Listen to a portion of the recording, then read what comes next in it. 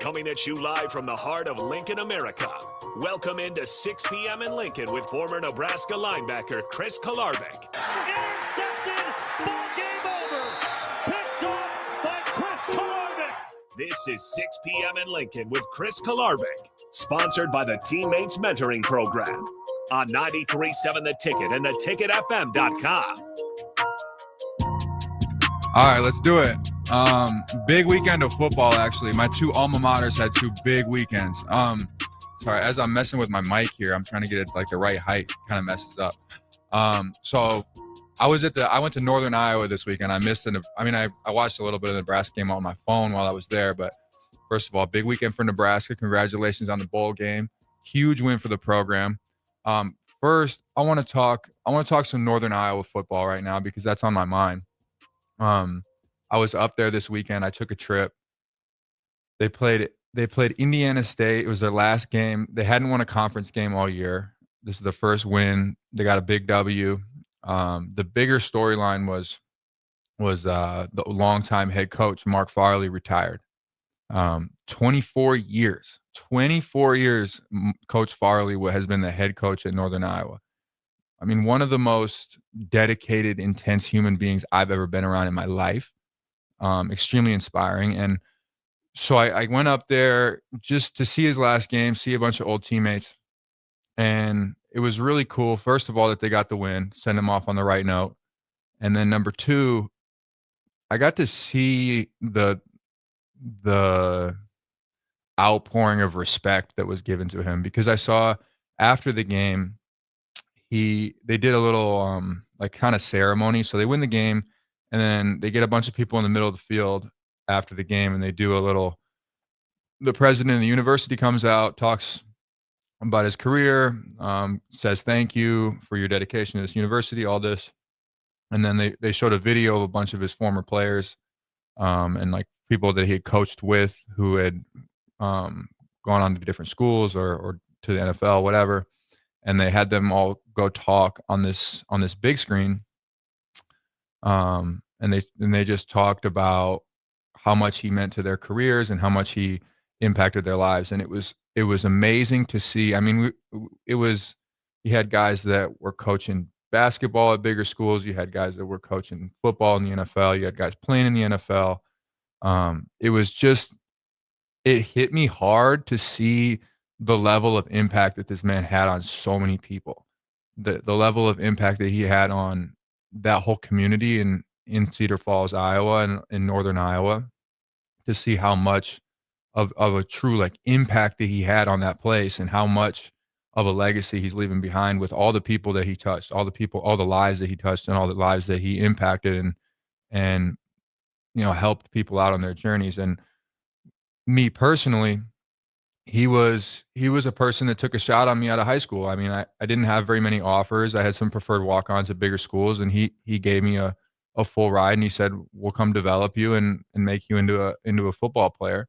And he did that. And it was really amazing to just see the outpouring of love and support for him and see the legacy that he's leaving behind, because there's not too many people that stay at a football program for 24 years. On top of that, he played for UNI, was a linebacker, All-American, and then his kids both also played for UNI, and he was a coach for 24 years. So he is like the living, breathing embodiment of that program.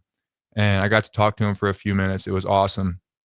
And I don't know what he's going to do next, but he deserves a little rest, I think, because he's been working his tail off for 24 years, making that program a great place. So it was really amazing to see the outpouring of support for him. I honestly want to just talk a little bit about, just tell some stories about him and just talk about his impact on me and what I saw and how he coached. So one thing about Coach Farley is, anybody that's been around him, that he's not real friendly right away. Like he's a old school, really hard-headed head coach, like the old school, real tough love. And this was funny. So I was talking to him after the game, and he goes, I still remember when I recruited you out of Detroit. And he still doesn't know this, but I'm not from Detroit. Like I'm from like 4 hours from. I live like 4 hours from Detroit. It'd be like if somebody lived in like Western Nebraska saying they were from Omaha. It's not even the same thing. So with the first 6 months at that program, like he gave me a full ride. Like I was like a pretty decent recruit for them. And the first like year at this program, he literally called me Detroit. Like my name was Detroit. I wasn't even from Detroit. It was just because I was from Michigan. He literally called me Detroit, and I said that to him because he goes, I still remember when I recruited you from Detroit, and I go, Coach, it was pretty funny. Like the first 12 months I was there, you literally called me Detroit. And he's like, yeah, you got to earn your name here. Like you got to earn me calling you by your name. He's like, I knew your name, but you got to earn it. And so that's what I always respected about him, and is that I think that one thing that's challenging as a coach or as a human is being able to give tough love, because people don't really like you. Like people don't really you're not going to get a bunch of love from people because I mean, I think especially as young men that are going into Division I football, you need a little bit of tough love. You need a coach that's going to be hard on you and make you earn your respect around the program, and not just walk in with respect. So you have to earn that respect. You have to earn your name. And so he was like that with everybody. I mean, he was just such an intense, passionate human that really demanded excellence out of you. And if he felt like you weren't giving excellence, he was going to let you know. And I think I talked about this last week, but I had two head coaches. Well, I guess I had three head coaches, but one was an interim. But I really had two head coaches in college. I had Mark Farley and I had Scott Frost. And so I touched on this last week, but I know a lot of probably Nebraska people are listening to this. So, I'm talking about UNI football. They might not care that much, but just to relate it to Nebraska and kind of compare my experiences, it's really an opposite ends of the spectrum, I would say, the two coaches that I had. I had this coach who was so hard on you and would just like yell at you and tell you that you weren't good. But then behind closed doors, looking back on it, you knew he had your back, and you knew that he was for you, and he really wanted what was best for you. And he could see some guys that needed that tough love. And he knew, okay, this kid, he needs to be toughened up a little bit. He needs to get a little harder in the head. And he would do that for you. And even though it didn't feel good at the time, I think everybody that I've talked to looking back on it, it made them better able to handle football and life, because being hard on you, it gave you a thicker skin. It made you tougher. And then you compare that to Coach Frost, and I'm not sitting here trying to, rag on what's on Coach Frost, and he's gone. But, the one that just the comparison from my perspective is Coach Frost was kind of friends with all the players, like not necessarily friends as in he would hang out with them all the time, but he was real, kind of a player's coach, kind of, but like was kind of buddy with everybody, would kind of talk stories with them and, be friends with everybody. And then he would just kind of move behind closed doors, not how you would want him to. And you just knew behind closed doors he was maybe throwing people under the bus, maybe saying this and that about his players, but to your face he wouldn't say it. And so what I always appreciated about my coach at UNI, Coach Farley, is that you always knew where you stood with him. You always knew if you were messing up, if he felt like you weren't doing a good enough job, he would let you know immediately. Like within 5 seconds of him noticing something that you were doing, he's telling you immediately. Whereas I just noticed with my other situation, it just wasn't like that. You wouldn't necessarily know when you were doing something wrong. And it's nice to get away with things. It's nice to be able to like be a little late to a workout or slack off on a rep or two. It's nice, but you're not getting the best out of your players when you do that. And so that's what I always appreciated about it, Coach Farley, because it's difficult to be that hard-headed, real in-your-face, rough coach, because your players might not like you that much when they're there. They might not appreciate what you're doing for them at the time. They might not understand what you're what you're doing for them. But looking back on it and talking to other former players, they all grew to respect and appreciate him. And then seeing the outpouring of respect and love that he got when he retired, because I think when people leave and when people see why he was doing what he was doing and why he was acting like how he was acting, I think people could see that with time. And yeah, so I I just want to extend my appreciation and love to Coach Farley and tell him how much of an impact he's had on me and so many other people. So it was really cool to see this weekend how much of a legend that he was and the outpouring of support. I don't know what they're going to do next at head coach. Personally, I would like them to, and I think the sentiment around the program is I would like them to hire Coach Bryce Pop. He was a former defensive MVP of the NFL, played at UNI, drafted, I think, in the second round, and then he was a defensive MVP. He coached at Minnesota. He's coached a couple of different places. And I really think the best direction for the program is Coach Pop. I think he would be a great leader. I think he would be a great face of that program. I've heard, this is interesting for Nebraska fans, I've heard Eric Chinander has been on the list and has interviewed twice. That's what I was hearing this weekend when I was up there. So I think Chins would be good at it. You know, I worked pretty closely with Chins when I was playing here. I played some nickel, and he was my position coach, and he was obviously my defensive coordinator. It didn't end that well for him here, but I think he's a solid coach with a good head on his shoulders, and he's a good human. I know his family's great, and I think he's a great human and a great coach. So I think he'd be good for the program. And I know he coached at UNI for a couple of years, and that's actually where he met Coach Frost.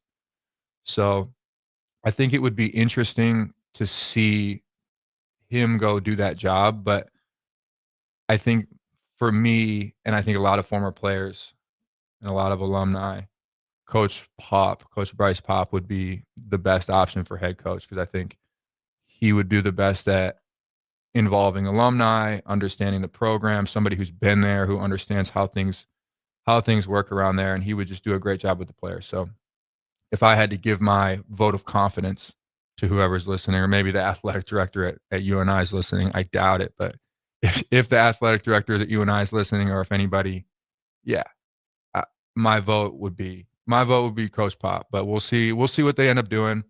I'll be interested to see the direction of the program, because it's interesting when you have a coach that's played when you have a coach that's played there and then been there for 24 years, you know, things have been done a certain way for so long. And then to have somebody new come in, it'll be interesting to see how the program develops, because that program has a lot to it.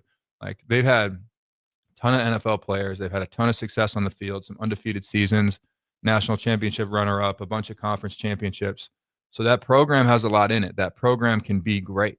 And that dome is really amazing. And the community of Cedar Falls, Iowa is great. The fans are amazing. So I think that program can be great. And the next coach that comes in there, I think, has to know how to do that. And so I'll be curious to see how that program develops. And, you know, I think as a coach gets older, somebody that's been there 24 years, maybe things get stale, things get a little bit monotonous where you're doing the same kind of stuff, and it needs something fresh in there. It needs something fresh to kickstart the program. Obviously, this past season, I think they were 3-8, so not great. Only one conference win.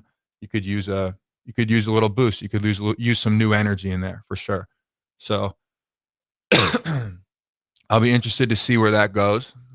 I think the University of Northern Iowa is going to be a great football program for a long time, and I'll be paying attention very closely. And I'll always be a big supporter of my university. My next talking point: Nebraska is going bowling, which I think beginning of the season it was a lock. Everybody was thinking, hey, we just beat Colorado by 20, 30 points. We're looking good. I think we were 5-2. I mean, it was a foregone conclusion that we were going bowling. And then, you know, we lose 4 straight, and, people got a little bit nervous. I'm feeling, I don't know if I'm feeling that much better about the program in general, but it's definitely a step in the right direction. I think it was crucial that we got to a bowl game this year, especially because of how we started the season. I think to fall off basically a cliff and not make a bowl after being 5-2 would have been horrendous for the program. But yeah, I think it gives some hope going into next year. It gives some life. It gives some energy. It gives some some livelihood going into next year and in the off season. I'm glad that they made a bowl because of I know how treacherous the off seasons can get here. Like I just know how brutal like just the fans, the alumni, everybody can be when things are going bad. So I'm happy for the program that it's going in the right direction in that way, and I'm really happy for the seniors and the players. I mean, none of the guys that I played with ever made a bowl. Well, I shouldn't say that. I think the the seniors had made a bowl game when I was there, but I mean, nobody on this team currently had ever touched a bowl game, ever even sniffed a bowl game. So seeing them get to get another month of practice, get to be around the guys another month, and then go playing a bowl game on national TV. That's pretty awesome. So really happy for the program. The offense looked a lot better. What'd you think? What'd you think about the offense this weekend? Oh man, it looked great. A lot more than I thought it would. I mean, very, very hopeful, very, very hope inspiring. I think to watch how that offense. I mean, I was watching. I mean, it was hard not to watch, but I saw a bunch of clips of Dana Holgerson's press conference, and then to watch how his offense performed. I think we needed somebody that could bring that. We needed somebody that could bring that, and I talked about it earlier. That tough love, because he came out and said our receivers blocking is embarrassing. I think is what he said. And you need somebody that's going to come in and give that tough love, because maybe they weren't getting it. Maybe nobody told them. Like maybe their blocking hasn't been good and nobody said anything to them, or maybe they were just like, hey, you need to do better, but they weren't getting benched, or they weren't getting there was no consequences to their poor play. So to see a coach come out and really call what he sees, hey, we're not doing this right and this right and this right. You need to be better or you're going to get benched. And then for the offense to respond in a way of, I mean, they put up 40, 42? Yeah, 44, I think. 44. They put up 44 points against a pretty solid defense in Wisconsin. Like, Wisconsin fired their offensive coordinator, but they've also won 5 games. So, I mean, putting up 44 points on that defense is respectable for sure. And to see that go in that direction, I think he's the right guy. I think that it's going the right direction. So that was great to see. Do you think Iowa's a winnable game for us? Yeah, I certainly think it's a winnable game, especially if Nebraska's newfound offense comes with it onto Iowa City. It's going to be a tough one though, and that's what kind of the whole overcoming of this obstacle was. Is they had a tough stretch, at least from where this program's been. To try to get to 6 wins has been very difficult just to get across that line, and then to do it against Wisconsin made it even all the more special, right? Because you couldn't get past that obstacle. And then here we have Iowa, another obstacle that, other than you, I mean, you had a pretty good time against Iowa and clinched it up there. But other than you, the program of Nebraska's had a pretty big time that one time, 2022. Pretty rough. The one year Nebraska's been able to beat Iowa in quite some time. Pretty rough, yeah. And to beat Iowa and Wisconsin to end the year and then make a bowl game and maybe win the bowl game. And we could still get to 8 wins. Think about it. And 8 wins for Nebraska right now. Take it. There's going to be a lot of hope going into next season. There's going to be a lot of buzz around this program going into next season if we end the season with 8 wins. And I think what people have to understand is, yes, the last month or two has looked really bad, but that's when you're rebuilding a program, it's not just going to be like smooth sailing. Like you saw Indiana this weekend, it didn't look good. Indiana's been those guys. Indiana's top 5. There's going to be some bumps. Like, you can't expect a program to get rebuilt and beat Alabama tomorrow. It's just not going to happen. Like, you're going to have some times when they look really good, and then they're going to have some times you're going to have a month stretch where you're questioning whether we're doing anything right or if the head coach is even the guy. You're going to have these like ups and downs that you have to be able to ride out and just trust that we're going the right direction. And I think we are. So I was happy to see it. I was glad to see like all the boys get the bowl game. So huge for the program. What are you have any more thoughts about the game? I honestly, I was at the UNI game, so I was watching it on my phone, so I wasn't like really dialed into the game. Did you notice anything interesting, notable from the game? Well, certainly, I mean, like Emmett Johnson was a star in the game, and it just leads to all sorts of interesting conversations that we can have along the line of like how much potential this offense has always had. What's the difference at offensive coordinator? Is it just because you have a guy that in the last 15 years, you go back to 15 years about when he was being an offensive coordinator is at the top of the in the college football, and then was a pretty darn successful coach. And eventually all stories usually, like you said, are going to be a tough time. So eventually it didn't work out at Houston there. But I mean, this has been a great offensive mind. So there's just it's just never not interesting with this deal moving forward, because if you go out there and score 44 against Iowa and 44 against somebody in the bowl game, well, then somebody probably is going to come along and get the offensive coordinator as their head coach. So that's a good point. There's just a lot of interesting moving parts, but it also showed that Matt Rule was willing to take that chance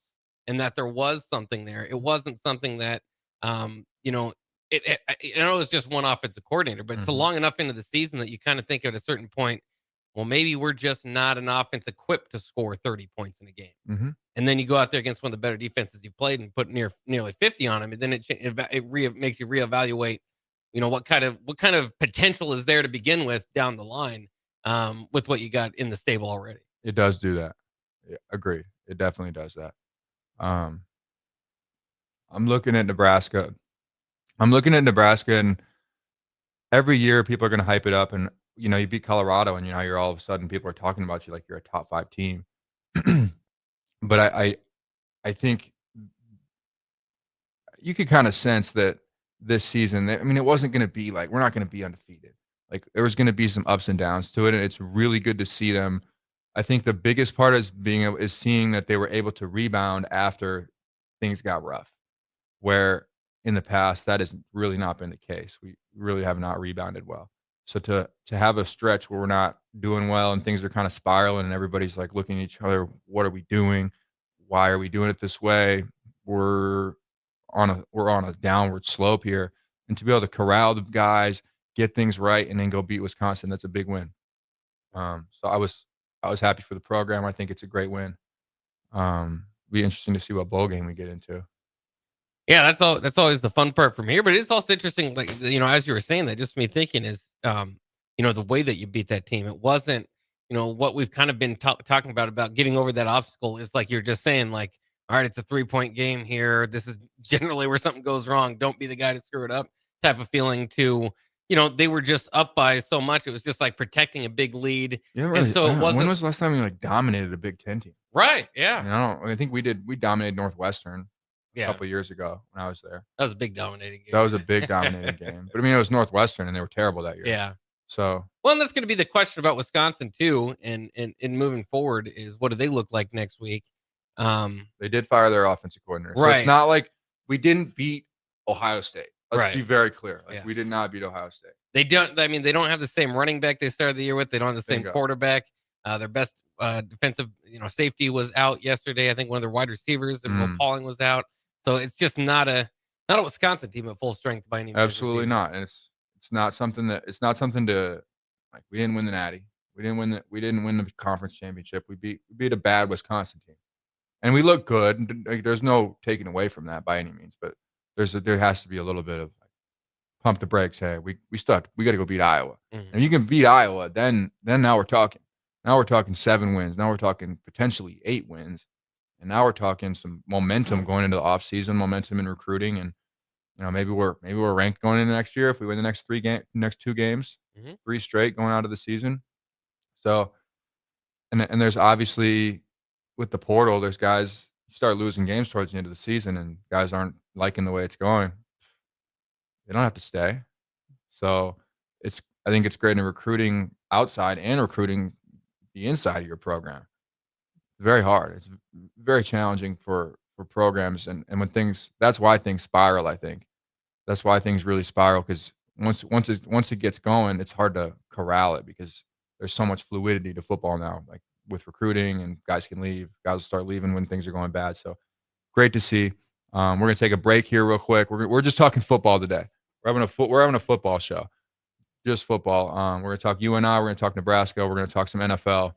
We're just talking football today. We'll be back in a couple minutes. Rashawn Jackson here for Bauer Underground, who has been serving local contractors and utility contractors all across the state since 1997. When you see the black and white trucks, you know the baddest dudes in the business have arrived. Bauer is currently looking for equipment operators, laborers, diesel mechanics, and aerial linemen. Join the brotherhood built on hard work, authentic people, and pedigree of success. Bauer, a family-friendly company who reminds you, go Big Red! The electrical workers of Local Union 265 are now hiring licensed journeyman electricians from $32.50 to $42.50 per hour with paid benefits. And if you're looking for a new career, they're hiring apprentices at $19.50 per hour with paid benefits. Call the office at 402-423-4497 to apply. Start your electrical career today. The Mill Coffee and Tea, formerly with only 4 Lincoln locations, now 5 Lincoln locations. That's 25% more locations than there used to be. Can you even imagine a world where there's only 4 Lincoln Mill locations? That feels like ages ago. We were all so young then. The Mill on 11th, located right alongside the 93.7 The Ticket Studios on O Street. Attention students and anyone else looking for a great deal. Sun Valley Lanes and Games has the ultimate weeknight special. For just $15.95, enjoy unlimited bowling, lucky putt mini golf, and laser tag. Flash your college ID at check-in to receive $2 off your admission. It's the perfect way to unwind Sunday through Thursday nights. Check out sunvalleylanes.com for hours and availability.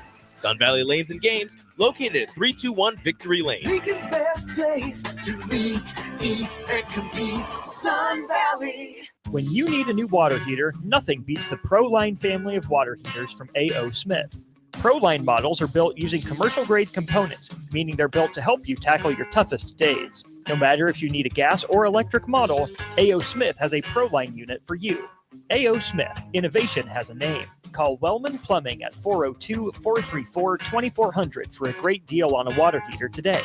Again, that's 402-434-2400. Hi everyone, Kendall Warnock with A1 Automotive in downtown Lincoln. If you're looking for an automotive repair facility you can genuinely trust, we would be grateful for the opportunity to earn your business repairing your vehicle. We have ASE master technicians and qualified to work on a variety of vehicles from Hondas to Porsches, Jaguars to Toyotas, and Chevrolets to Fords. We pride ourselves on customer service and relationships, and we would be grateful for the opportunity to serve you. Give us a call at 402-477-4660. A1 Automotive, always honest answers. The Link Grill, Draft, and Crafts is your spot in Southeast Lincoln for great food and drink. They're serving new menu items and a killer craft cocktail menu with your favorite draft beers. You'll love their pizza and new entree options. It's a great place to watch any live events, and they have music bingo every month. They have an aggressive loyalty program that rewards fans with 7% back on all purchases. Home of the Nebraska Power Hour every night from 8 to 9 p.m. Order online at thelnkgrill.com or stop in at 84th and Highway 2 today.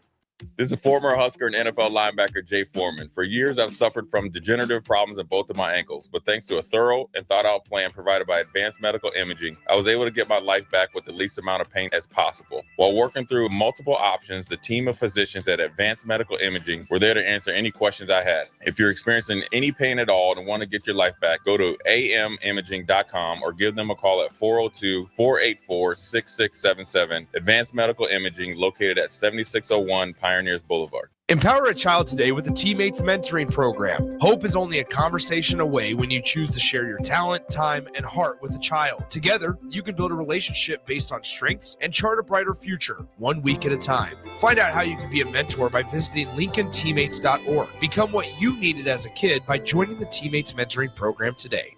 Hi, it's Joel Norman, the voice of your Lincoln Stars hockey team.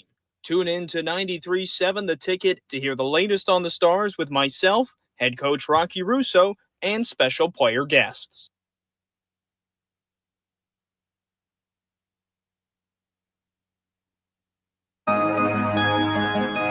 back to 6 p.m. in Lincoln with Chris Kolarevic, sponsored by the Teammates Mentoring Program on 93.7 The Ticket and theticketfm.com. I'm going to try standing up. I've never stood up when I talked before. I think that might be fun. So this is 6 p.m. in Lincoln. Welcome back. My name's Chris Kolarevic. We're talking ball today. We're talking some football. Big weekend for both of my alma maters, Northern Iowa and Nebraska. I was up at Northern Iowa this weekend. There's a lot of change going on in that program. New head coach is coming in. Honestly, I'd like to just talk about personally my experience with, because I was talking about Coach Farley a lot. That's his. He's been there 24 years, retiring this weekend.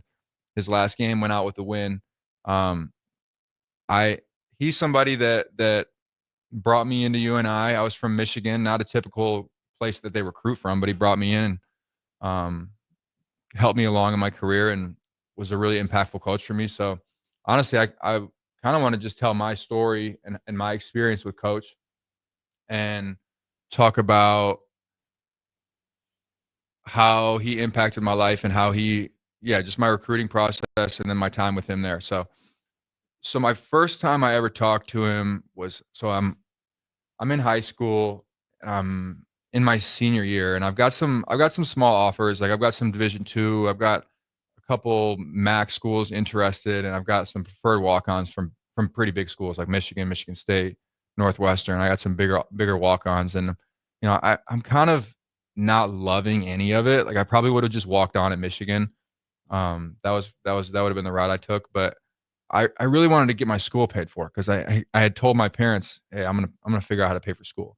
Like I'm gonna figure out how to get a scholarship and pay for school. So I was really wanting to follow through with that statement that I told my parents I was going to do, because they had really supported me in my training, and I really was working hard to go play college football.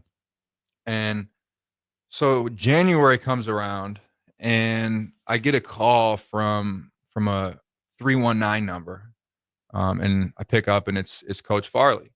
He's the head coach over at UNI, and he introduces himself, says, hey, I'm Coach Farley. I'm with UNI, and we really like your tape, and we're interested in recruiting you. And this is like January, so like signing day is like late January, and this is early January, so really late in the process. I didn't really know what was going to come out of it, but they said, hey, let's get you on a flight. Let's get you out here. We want to meet you, and we'll tour you around the facilities. We'll show you around. So I fly out that Friday, skip school, fly out that Friday, and I go to UNI. And on this trip, this is where I met some people that I'm still close with today, like the guys that I got recruited with. And this is where I met the coaches that coached me. So I get in there, I fly into Cedar Rapids Airport, then drive up, get driven up to Cedar Falls, about an hour away. And I go meet the staff, I meet everybody, and I meet Coach Farley, and I meet all the players and at UNI, and I walk around the Northern Iowa Dome, and I honestly didn't really know what to expect.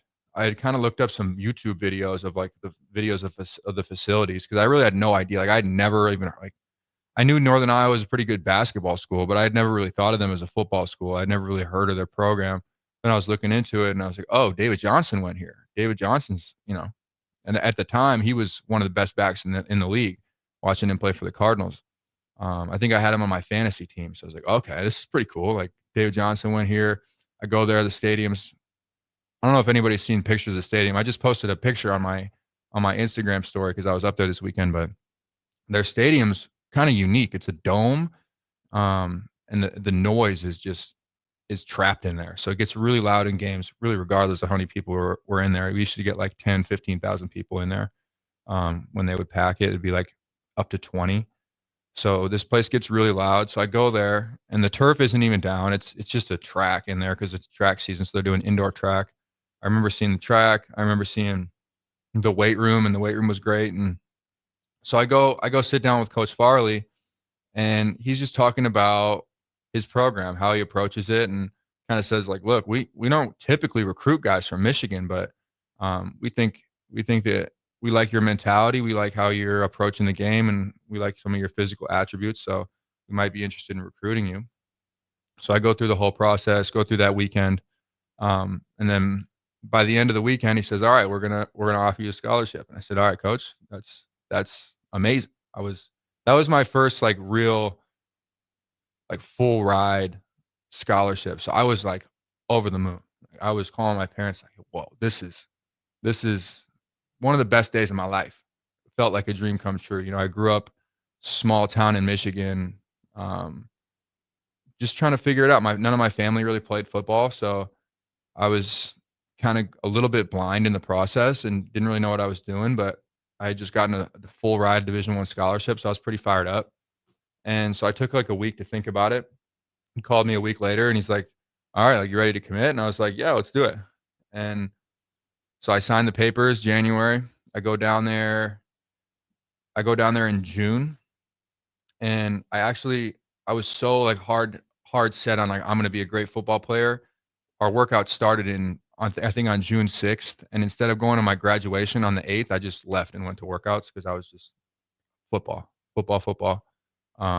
So the next few years, it was all about that. And so with Coach Farley, his whole philosophy was just mental toughness. Like that's what he like built his program on. Like the X's and O's mattered for sure. The academics mattered for sure, but everything paled in comparison to his whole philosophy was, we're going to make you as mentally tough as possible, which I did not know at the time. Like I didn't really know what I was getting myself into. But so I go there and we're doing some of the hardest workouts. I never even heard of workouts this hard. Like we would go in the winter, we would do 5 days a week lifting, and it would be like almost basically maxing out every day. And he would have us maxing out in the weight room every day. And then in the morning, he would have us running 180s around the track, like basically 200-meter sprints and like competing against each other 3 days a week on top of like maxing out lifting every day, like 10 times as hard as anything I'd ever did in Nebraska. And the first like year or two you're there in practice, he's riding you really hard. He's making sure if you have any little mistake, he's correcting it, and he's on you and he's making you tougher. And so my experience with him, and then I talked about it earlier, but he didn't even call me by my first name for the first 6 months I was there. He just called me Detroit, like a city I don't even live in. But his whole philosophy was, I'm gonna make my program tough. Like I'm gonna make these guys tough. And when we're in the fourth quarter of the games against North Dakota State, we're gonna have the mental toughness to go beat these guys. And that was what he built his program on. And I think that catapulted us in a lot of ways. So I'm going in. My first season, I redshirted because I just wasn't ready. Like I had played. They had me playing a couple different positions, and I just wasn't quite ready. They had some seniors, and his kid was actually playing Mike linebacker at the time. So I wasn't ready my first year. My redshirt freshman year, I ended up starting. And I still remember I played my first game, and he almost benched me at halftime because we were like, the team was not like, overall we were losing the game. I wasn't playing terrible, but like he almost took me out at halftime. I was all nervous. And then I think I ended up playing pretty well, but after the game I saw him and he like just gave me a little nod. He just like grunted at me. I don't even know if I played well or not. And then I see in the press conference, he's like, okay. Yeah, we thought Chris played pretty well, and we're going to keep rolling with him. And, that was how he was. He wasn't somebody that was like going to show you a bunch of love to your face. He wasn't somebody that was going to give you a bunch of props for something you did. It's like, he was going to make you tough. And so as time goes on, he just loved these mental tough workouts, and it grew like a mentally tough team.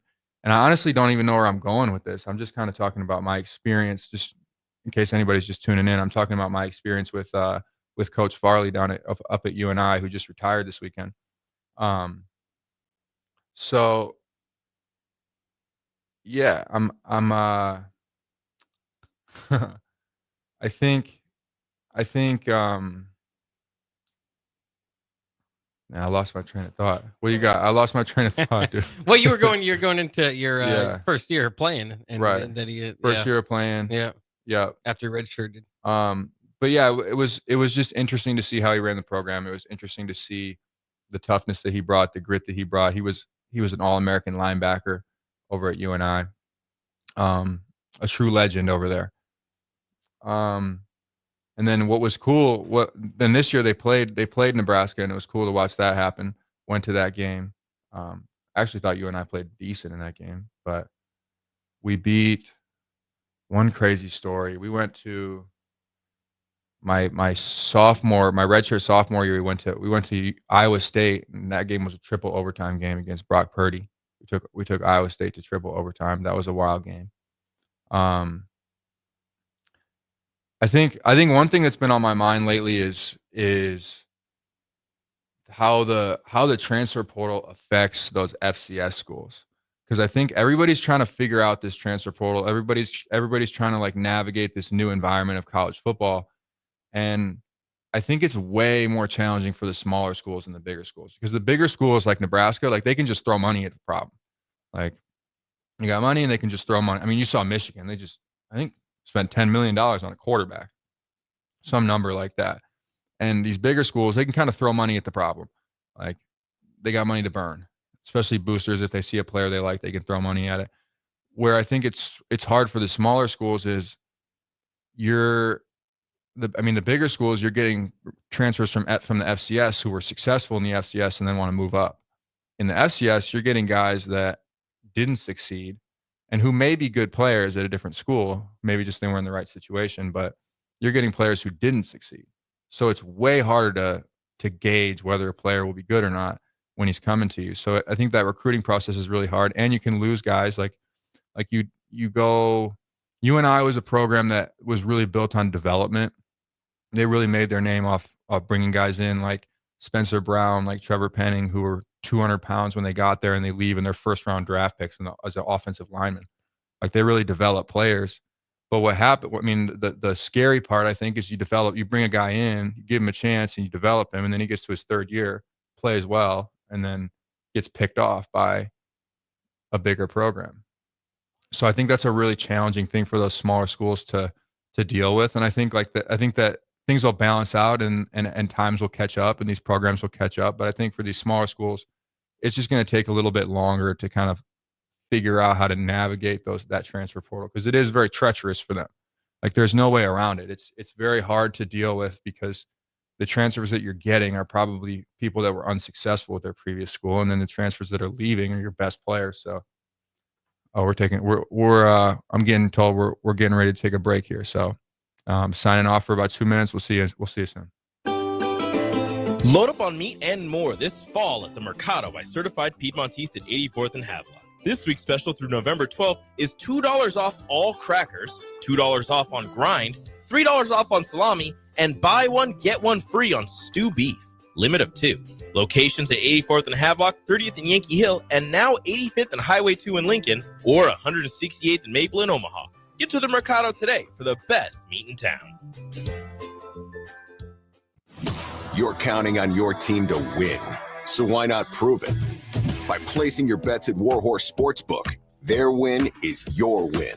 Put your money where your mouth is on nearly every sporting event. Use the Warhorse app to check odds and build your bets before placing your wagers in person at Warhorse Casino, including live in-game betting. No bets, no glory. Wagers may only be placed on Nebraska-based teams when played outside the state of Nebraska. Must be 21 or older to gamble. Gambling problem? Call 1-833-BET-OVER. Hi, it's Joel Norman, the voice of your Lincoln Stars hockey team. Tune in to 93.7 The Ticket to hear the latest on the Stars with myself, head coach Rocky Russo, and special player guests. When you need a new water heater, nothing beats the ProLine family of water heaters from A.O. Smith. ProLine models are built using commercial-grade components, meaning they're built to help you tackle your toughest days. No matter if you need a gas or electric model, A.O. Smith has a ProLine unit for you. A.O. Smith, innovation has a name. Call Wellman Plumbing at 402-434-2400 for a great deal on a water heater today. Again, that's 402-434-2400. Prashawn Jackson here for Bauer Underground, who has been serving local contractors and utility contractors all across the state since 1997. When you see the black and white trucks, you know the baddest dudes in the business have arrived. Bauer is currently looking for equipment operators, laborers, diesel mechanics, and aerial linemen. Join the brotherhood built on hard work, authentic people, and pedigree of success. Bauer, a family-friendly company who reminds you, go Big Red! This is former Husker and NFL linebacker Jay Foreman. For years, I've suffered from degenerative problems in both of my ankles, but thanks to a thorough and thought-out plan provided by Advanced Medical Imaging, I was able to get my life back with the least amount of pain as possible. While working through multiple options, the team of physicians at Advanced Medical Imaging were there to answer any questions I had. If you're experiencing any pain at all and want to get your life back, go to amimaging.com or give them a call at 402-484-6677. Advanced Medical Imaging, located at 7601 Pioneers Boulevard. If you're in Seward or Milford, listen up. Select Plumbing is now servicing your area with no trip charges from Lincoln. Select Plumbing works on a variety of issues for your home and business, including general plumbing, water heaters, faucet and fixture repair, underground sewer and water repairs, backflow testing, and more. Keep your property free from leaks and other issues. Call today for a free estimate, 402-560-6197. It's not just Lincoln, Waverly, and the surrounding area anymore. It's also Seward and Milford with no trip charges. Contact Select Plumbing to inquire at 402-560-6197. Your home is your empire. Protect it with Empire Fence. Get a free instant quote with the online estimating tool at empire-fence.com. See an upfront estimate with no hidden fees. An Empire Fence can provide privacy and improve the appearance of your home. Keep kids and pets in or out of your yard. Increase security and add value to your property. Visit empire-fence.com now to view the stylish and maintenance-free possibilities for your home and get a free instant online quote. Let Empire Fence protect your empire.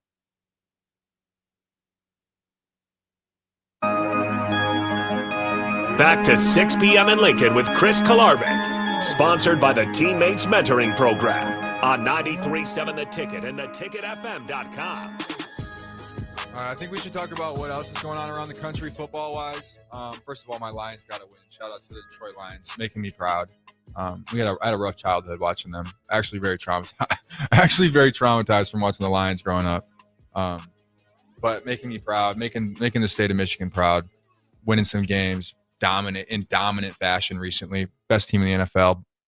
Las Vegas betting odds favorite to win. So shout out to the Lions. The game that's really on my mind and the game that really stood out to me this weekend, I think you can guess it, but that Indiana game.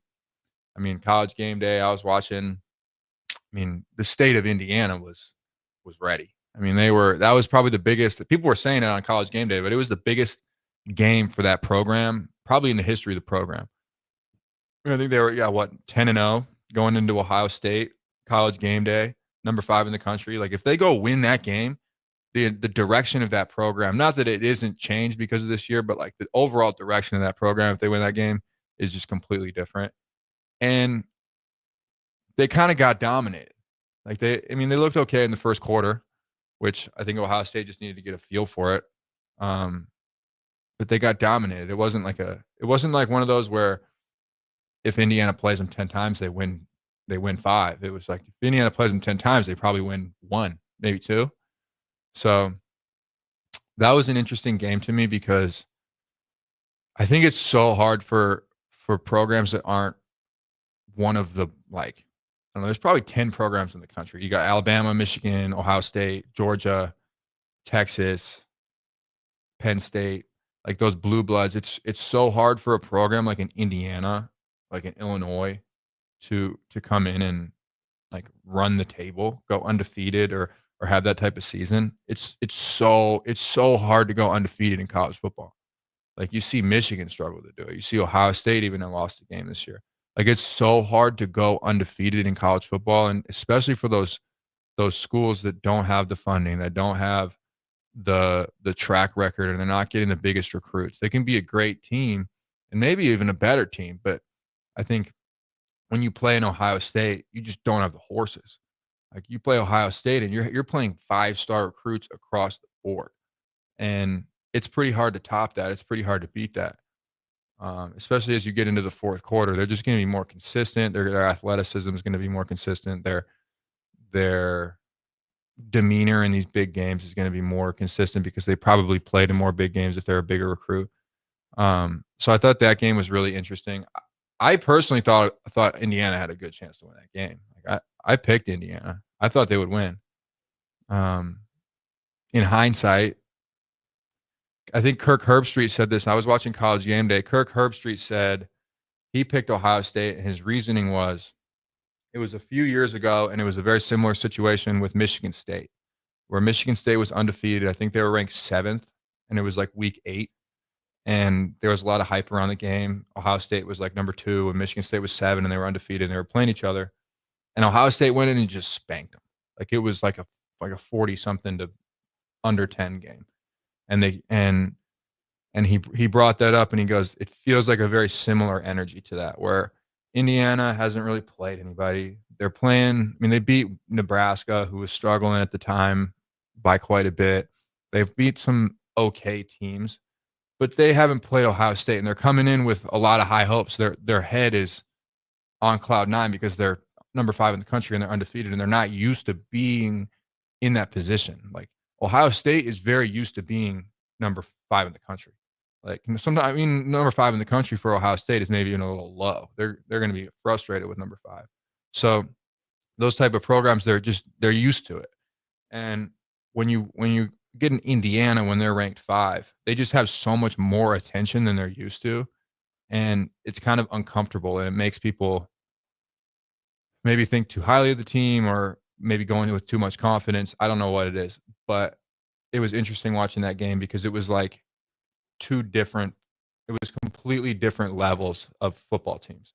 Like Indiana could have won that game maybe like 2 out of 10 times, but it was just a completely different level of a football team. And you see Ohio State, like, yeah, they had lost a game, but I mean, they were clearly the better team across the board. Like players that had been in that situation before, players that had played in big games, a coach that had coached in big games. I really like the Indiana head coach. I mean, he's awesome. I mean, he's a really, really good coach. Loves to talk smack, which I think is great for college football. I love his demeanor. I love how he coaches. But let's be honest, he hasn't coached a top 5 game in his life. Like Ryan Day's probably, how many top 5 games has Ryan Day coached? Like 20. So it's just a completely different energy that you're going to get from the coach. Ryan Day's been in that situation. He's been weathered to it. He's used to it. So he has the ability to lead his players probably a little better because he's more used to it. And his players probably have a better ability because they've been in these games where everybody's watching. It's a different game when you just know going into the game that everybody in the country is watching the game. Like when Indiana's playing a Nebraska, you got Indiana fans and you got Nebraska fans, and maybe some people tune in here and there, but you get an Ohio State versus Indiana top 5 matchup. Everybody in the country is watching them. And when was the last time, honestly, I can't think of one. When was the last time everybody in the country watched an Indiana football game? Like, I can't remember one. So it just puts a different pressure on the team. And I think you could see that. I think you could see by the end of the game, they were maybe a little bit, I mean, they had the special teams gaffes. They had the special teams issues. And by the end of the game, I think they kind of just looked a little bit dead. Because when you have those type of games and you're not used to them, you're going to get really, really hyped up and amped up before the game. And you could see in the fourth quarter, in the first quarter, they had all this energy and they had all this passion because they were so hyped up because it was college game day and they were Indiana number 5. But by the end of the game, they got kind of burnt out of everything because they weren't used to being in that position where they had all these people watching and all this energy. So by the end of the game, I think you could see them kind of burn out of the game. And then you look at an Ohio State, and they kind of came into the game looking pretty comfortable, like they were used to the situation. And then by the fourth quarter, took over and dominated. Like Indiana was really quick to come out, and they were really hyped up and amped up to go score first and get a couple stops on defense first quarter, big stops. And that you could just tell there was so much energy coming from the sideline. And I think as time goes on, like these games are long. And as a player, these games feel long. Like you go 3 hours on a football field, 3.5 hours on a football field. It's not like you're on your couch watching and you can go get a snack or something. It's like you have to be dialed into the game, and it's mentally extremely exhausting to have to be like very, very amped up for 3.5, 4 hours when you've already probably been amped up for the previous 2 hours because you were warming up and you were all amped up because you're playing on national TV. And then you're probably amped up all week because you were fired up about this game when honestly, yeah, it was a top 5 matchup, but for Ohio State, that's just another football game. Like, it's just a different level. So I was surprised, but I was not shocked about Indiana losing that game. What else? Anything else noteworthy in college football this week? I know Florida beat Ole Miss. Yeah. That was, not that surprising, honestly. Yeah. Alabama losing to Oklahoma, I think, was the most. Right. surprising. Oh, how did I forget that one? How did I forget that? I honestly don't even know what to say about that. I mean, the obvious answer is Nick Saban. If the obvious answer is Nick Saban's gone, so of course they're going to lose the game. Of course they're going to have a rough season. But them losing by that much is pretty shocking. How much, let me ask you this, how much, I wonder, you see these coaches come and go, and you see, like, sometimes a program just fall off. Or you see a Dana Holgerson come in and all of a sudden the offense looks great. Like, how it's interesting to see how much of an impact a coach can have. Like, one dude can have on, the locker room's 120 people, and there's a staff of 25 coaches, and there's fans, and there's alumni, and there's boosters. I mean, these programs are thousands of people big, hundreds of thousands of people big with the fans. And then one guy can come or go and completely change the direction and the trajectory of the program and how it's doing, which is crazy to me. But it's true. It's what happened. I mean, you see it all over the place in football. You see a Dan Campbell come into the Detroit Lions, and all of a sudden they go from a pretty sorry franchise to now they're the best team in the NFL. And last year making it to the NFC Championship game and a consistently best team in the NFL. So watching a coach come in and change a program, or watching a coach leave and the program completely changes and Alabama loses by 30 to an unranked Oklahoma, it's crazy to see. And it's crazy to me to see the level of impact that a coach can have on a program. I think we're headed out for the week. Crazy weekend of college football. Crazy weekend for my alma maters. Indiana loses. Nebraska's going bowling. Had fun on the show. I'll be back next week. I'll see you next week at 6 p.m. on Sunday in Lincoln.